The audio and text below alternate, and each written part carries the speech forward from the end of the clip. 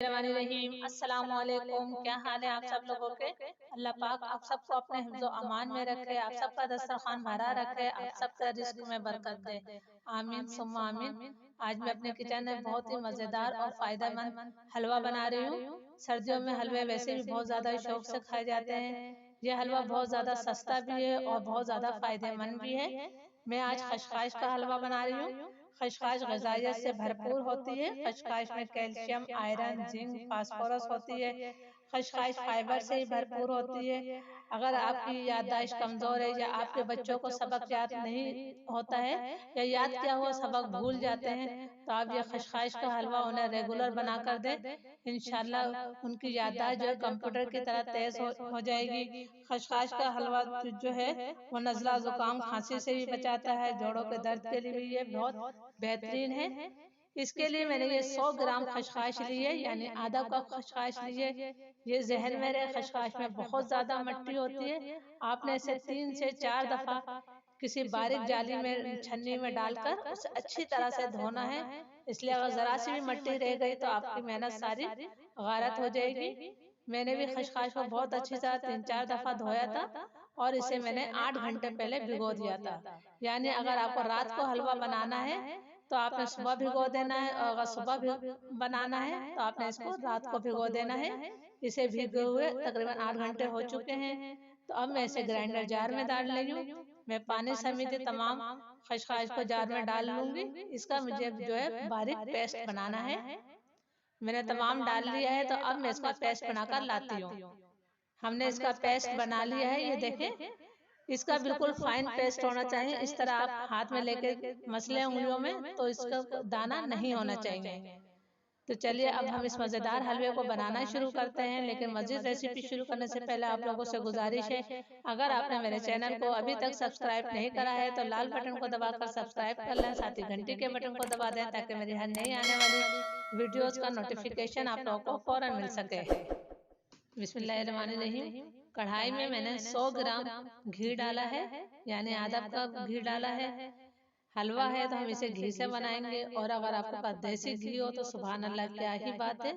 लेकिन आपने इसे तेल से नहीं बनाना है। जितना मेरे पास खशखाश थी उतना ही मैंने घी लिया है। घी को मैंने हल्का गर्म कर लेना है, यानी कि सिर्फ पिघल जाए, बहुत ज्यादा तेज घी को गर्म नहीं करना है। घी हमारा पिघल गया है, तो अब मैं इसके अंदर जो हमने खशखाश को पीस के रखा था, यानी पेस्ट बनाया था, ये शामिल कर देती हूँ। फ्लेम मैंने बिल्कुल लो किया हुआ है। मैंने तमाम खशखाश डाल ली है। अब लो फ्लेम पर मैंने मुसलसल चलाते हुए इसे जो है भूनना है। हमने इसे इतनी देर तक भूनना है कि इसका हल्का सा कलर चेंज हो जाए और इसमें से अच्छी सी खुशबू आने लगे। मुसलसल चलाते रहना है, वरना ये तले में लग जाएगा। फ्लेम मीडियम या हाई नहीं करना है। इसे मुझे भूनने में तकरीबन 20 से 25 मिनट लगेंगे। 20-25 मिनट हो गए हैं, मैं मुसलसल चला रही हूँ। और देखिए इसमें से जो घी अलग होना शुरू हो गया है और इसका कलर भी चेंज हो गया है। बड़ी अच्छी सी इसमें से खुशबू आ रही है। तो अब मैं इसके अंदर शामिल करूंगी 1 गिलास दूध। फ्लेम इसका लो ही रखना पूरी कुकिंग के दौरान। और दूध को भी मैं मिक्स कर दूंगी और इसमें थोड़ा सा उबाल आने का इंतजार करूंगी। ये देखें दूध में उबाल आने लगा, बबल्स बन रहे हैं। तो इस टाइम हमने इसमें मीठा शामिल करना है। जाहिर सी बात है, हलवा है, मीठा तो कुछ ना कुछ डालना है। आप इसमें चीनी भी डाल सकते हैं, गुड़ भी डाल सकते हैं, और बहुत ज्यादा हेल्दी बनाना है तो मिश्री भी डाल सकते हैं। मैं इसके अंदर गुड़ शामिल कर रही हूँ ताकि ये हेल्दी ही रहे, चीनी शामिल नहीं कर रही हूँ। गुड़ भी मैंने जो है 100 ग्राम ही लिया है, यानी खशखश, घी और गुड़ तीनों चीजें बराबर मिकदार में ली गई हैं। और अब मैं इस गुड़ को भी और दूध को इतनी देर तक पकाऊंगी कि दूध हमारा बिल्कुल खुश्क हो जाए। इतनी देर तक हमने मुसलसल चलाते हुए ही इस हलवे को पका लेना है।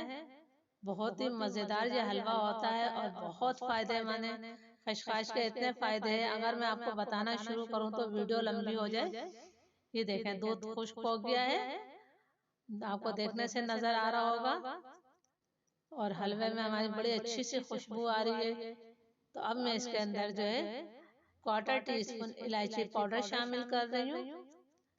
और इसके साथ ही मैं इसके अंदर कुछ मेवे डालूंगी।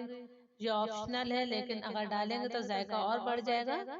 ये मैंने बादाम लिए हैं। अगर ये हलवा आप बच्चों के लिए बना रहे हैं तो आप इन बादामों को पीस कर डालें। इसलिए बच्चे जो हम बादाम अलग कर देते हैं, पीस कर डालेंगे तो उन्हें पता भी नहीं चलेगा। थोड़े से दूध मिला के इन बादामों को पीस लें और डाल दें।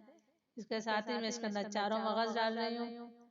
बच्चों को चारों मगज भी आप पीस कर मिला सकती हैं बच्चों के लिए हलवे में।